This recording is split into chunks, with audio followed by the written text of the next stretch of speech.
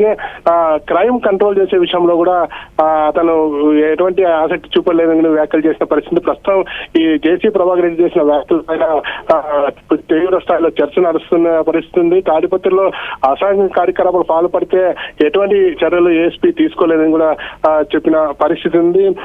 గతంలో ఏదైతే ఉందో రాళ్లదాడి, అయితే ఈ మధ్యకాలంలో జరిగిన రాళ్లదాడి సమయంలో కూడా అలాగే వైసీపీ వాళ్ళు చేస్తున్న కార్యక్రమాలను కూడా తను రాతపూర్వకంగా ఫిర్యాదు చేసినప్పటికీ అర్చన ఎస్పీ ఇలాంటి చర్యలు తీసుకోలేదు.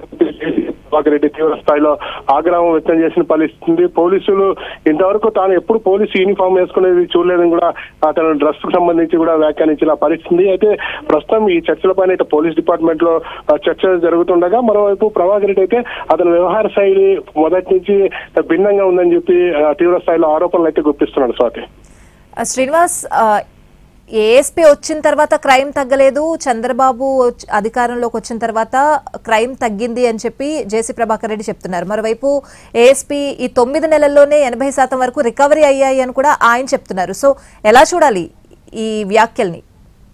ప్రస్తుతం జేసీ వ్యాఖ్యలు చేయడానికి కూడా కారణం ఏదైతే ఉందో, నిన్న రోహిత్ చౌదరి మీడియా సమావేశం ఏర్పాటు చేసి తాను గతం కన్నా ఈ ఏడాది రికవరీ విషయంలో కానీ క్రైమ్ విషయంలో కానీ దాదాపు పూర్తి స్థాయిలో క్రైమ్ కానీ అసాంఘిక కార్యకలాపాలను కానీ అడ్డుకట్ట వేసినట్టు రోహిత్ కుమార్ చౌదరి చెప్పిన పరిస్థితి ఉంది. నిన్న మీడియా సమావేశంలో తాడిపత్రి నియోజకవర్గంలో ఏదైతే ఉందో గుట్కా, అలాగే మక్క, అలాగే గంజాయి, దాంతో పాటు మిగిలిన క్రైమ్ కూడా తాను కంట్రోల్ చేశానని చెప్పి అతను మీడియా సమావేశంలో వెల్లడించిన పరిస్థితి. దాదాపుగా 80% మేరకు నేరాలు జరగకుండా చూశానని చెప్పి అతను చెప్పిన పరిస్థితి. ఈ వ్యాఖ్యల పైన ఇవాళ పోలీసు ఒకసారి మీరు హోల్డ్ లో ఉండండి. అసలు అడిషనల్ ఎస్పీ రోహిత్ కుమార్ చౌదరి ఏమన్నారో ఒకసారి చూద్దాం.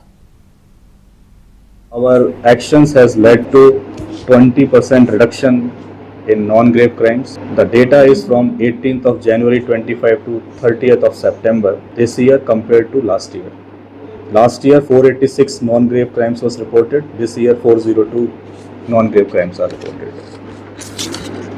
We are doing and we will continuously do enforcement work, and as part of enforcement we have increased the registration of petty crimes by 2.5 times along with the seizures. In Matka cases, as compared to last year, we have arrested 80%.